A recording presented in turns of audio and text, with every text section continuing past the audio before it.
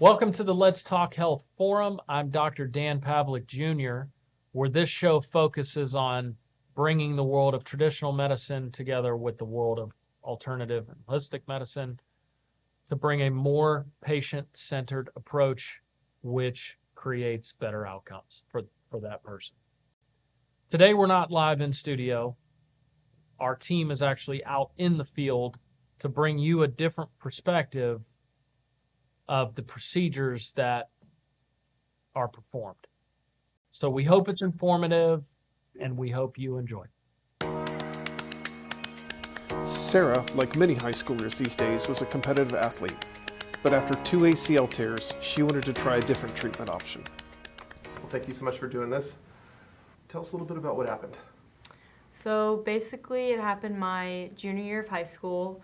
I tore my ACL and I went to the doctors and they told me that I had a complete tear and that I would need to get surgery. So that's what we did after me and my mom talked about it a little bit. We ended up getting surgery, which what they don't tell you about getting surgery is that it never fully goes back to normal. So even now, on my knee, I have a numb spot just from all the nerve damage. PRP injections are gaining popularity for a variety of sports injuries. PRP, or platelet-rich plasma therapy, utilizes the patient's own blood cells to stimulate cell reproduction and tissue regeneration. Injections guided by ultrasound are proving effective at treating joint injuries and assisting in recovery. But after surgery, it took about 9 months to a year of full recovery with being consistent with physical therapy, and that was very painful too. But afterwards, my senior year of high school, I decided that I wanted to play lacrosse again because my knee felt like it was doing better. And then, so my senior year, I went back in. I was only able to play about 3 games, and then I tore my ACL again, that same knee.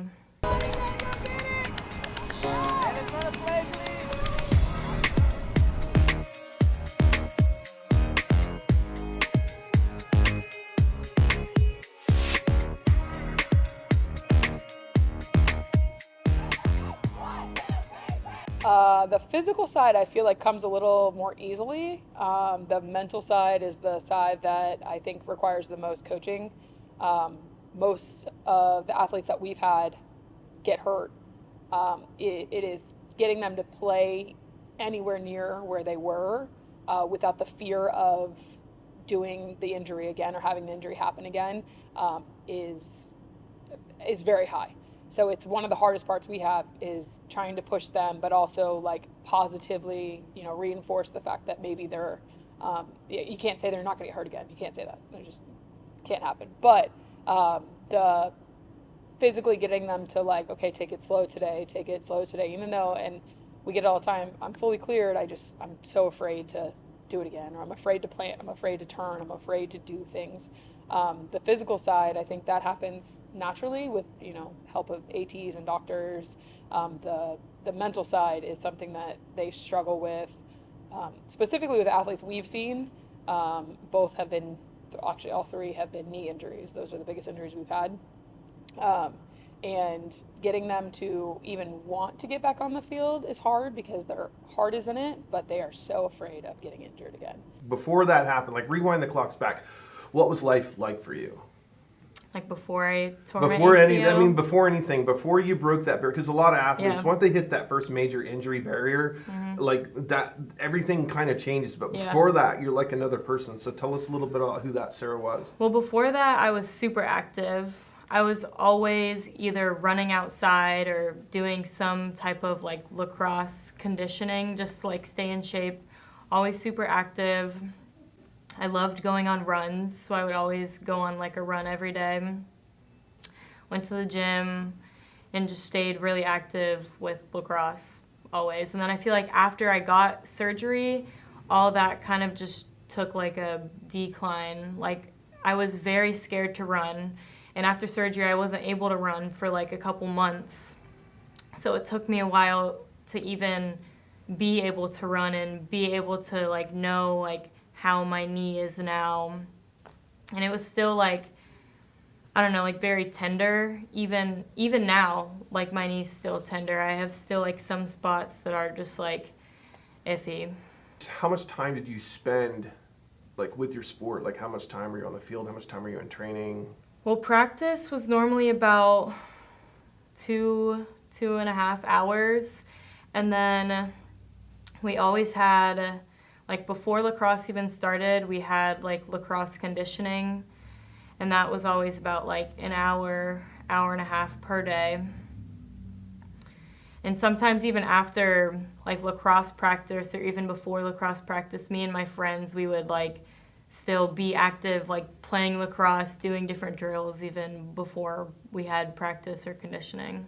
This is actually one of the biggest things that they've started changing is by adding, you didn't weightlift when I went to school. Like you didn't add another sport to get better at your particular sport.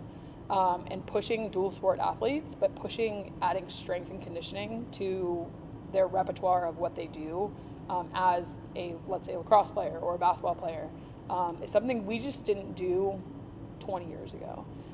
And by adding that next aspect, they're getting different muscles built and strength. And because when they hit college, they're going to be in the weight room 4 or 5 times a week on top of their practices. So this is something that they've started to do. We have our weightlifting coach has been like, give me your athletes. We're a winter sport, you're a spring sport, give me them. And I have girls who are stronger than they've ever been, which translated to lacrosse for us because now they're stronger on the field, they're faster on the field. They understand their bodies a little bit more because they were using different muscles and different, just a different field in general. Tell us about that day. So you're back in, were you in a game? The second time I tore my ACL? Yeah. Yeah, so it was just a normal game, but this time, so the first time I tore my ACL, it was non-contact. My cleat just got stuck in like the turf and then shifted the wrong way, tore my ACL.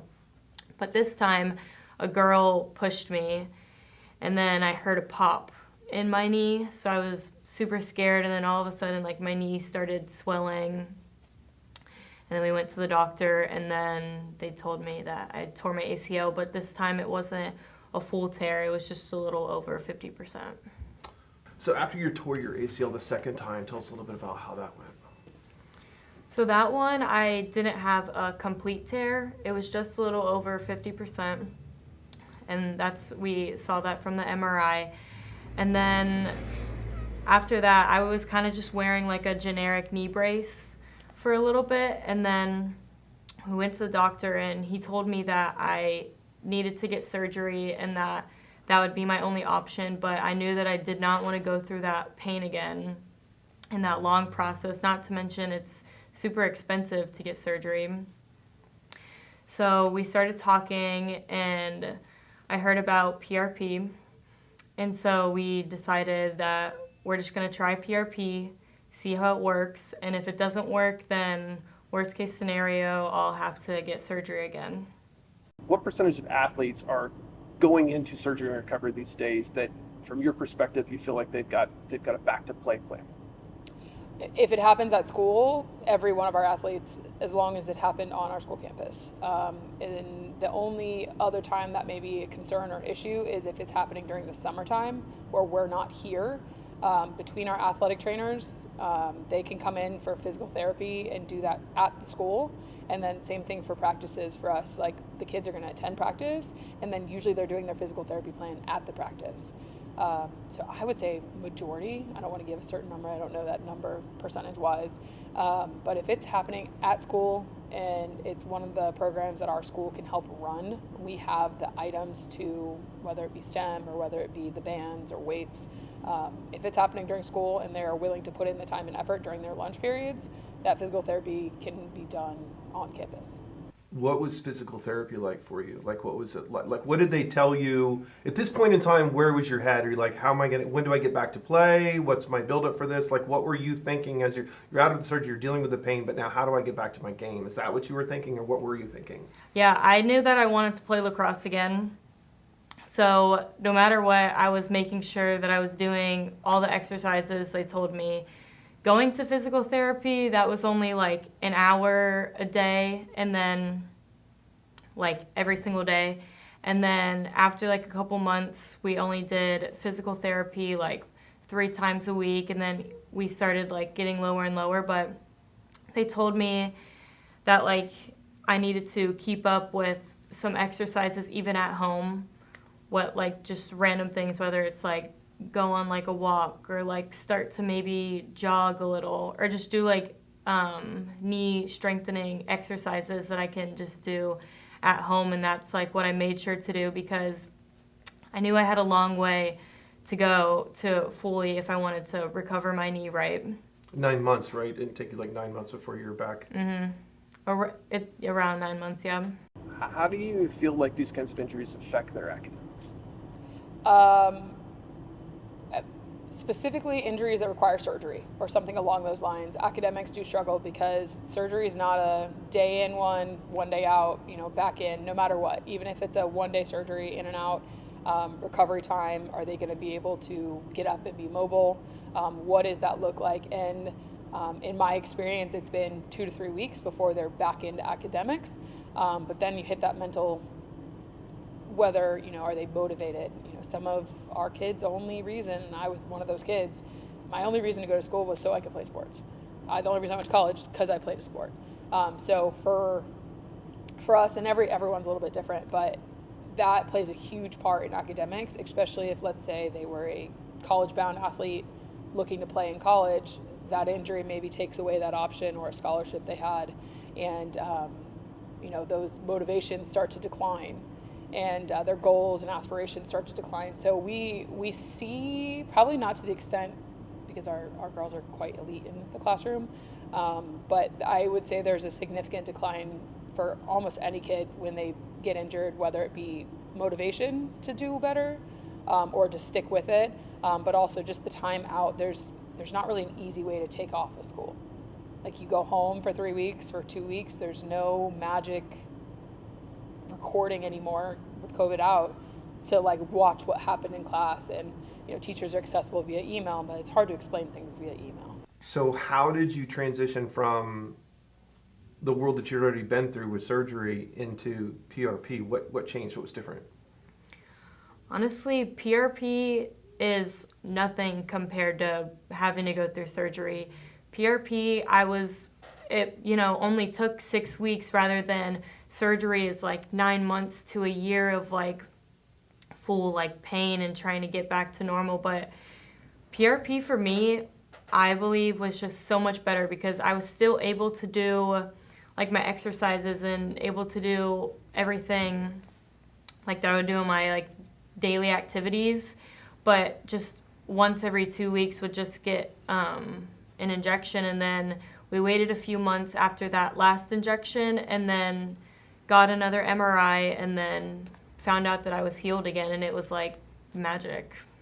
What was that process like, going through PRP? I know you said you just would go in and get injections, but what was it like for you mentally going through that process? Did you think it was happening? Did you think it was working? Were there indications that it was working? What was going through your head as you were going through all of that?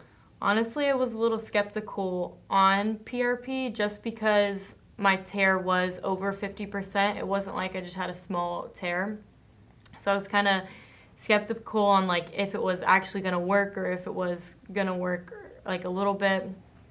For me, what was super nice is they numb you. They like numb your area before. The needle, the needle hurts a little bit, but not like, it only lasts like 30 seconds, if that. So it's not bad at all. I didn't notice anything different in my knee, I felt like, when I was going through PRP, because that's why I was so shocked, like afterwards when we got the MRI, when they were like, oh, like your knee is fully healed now. I just like, I couldn't believe it, because for me, everything just still like felt the same, to be honest. I would say majority of our athletes, when they get injured, are ready to go on sideline. They're ready to sit and watch and cheer on their teammates. It's one of those things that I think that player has to have a connection with the team with. The team's overall for girls lacrosse specifically, they are embracing and very helpful. How can we help? What can we do? Off the field, but on the field, you know, we just hope that that person is like our best cheerleader. In multiple cases, it's been captains for us who've gotten injured, and they have to sit out and watch their teams, you know, support, and they're ready. They're on the sidelines yelling and screaming, ready to, you know, not be there physically, but emotionally and mentally and support. And they're, I mean, if they're a captain, they're probably some of our either best athletes or best IQ. And they're ready to be like, okay, we saw this. And it's kind of cool because I think it gets them in the mindset of like maybe potentially coaching, because they're on the outside for so much that they can, oh, coach, this is what you've been saying. I'm like, yeah, I've been saying that for 4 years. What was it like back to play? Like, what was that period like for you?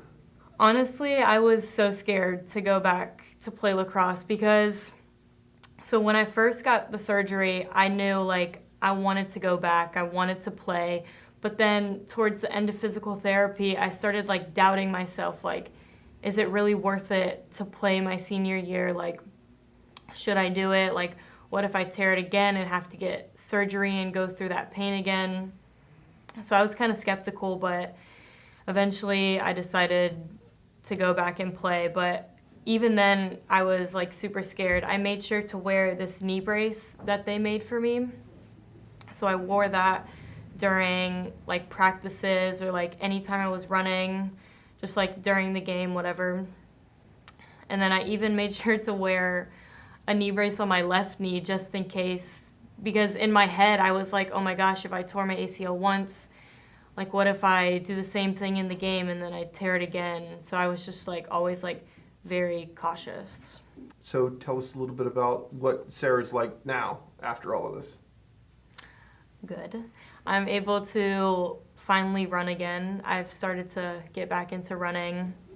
I still do those knee exercises just to like keep up like the strength. I'm definitely not as, what's the word, like active, I feel like, as I was, because I'm not playing a sport anymore. And I guess still in the back of my mind, I'm like a little scared if I do something, like I could tear my ACL, just because what I went through like with surgery, like just really just like messed with my head, because now I feel like I'm just like so like nervous. I'm just like cautious, you know, but I'm still able to do mostly everything. I don't wear a knee brace anymore. I'm fine to walk on my own, run, do any like exercise with machines at the gym or whatnot.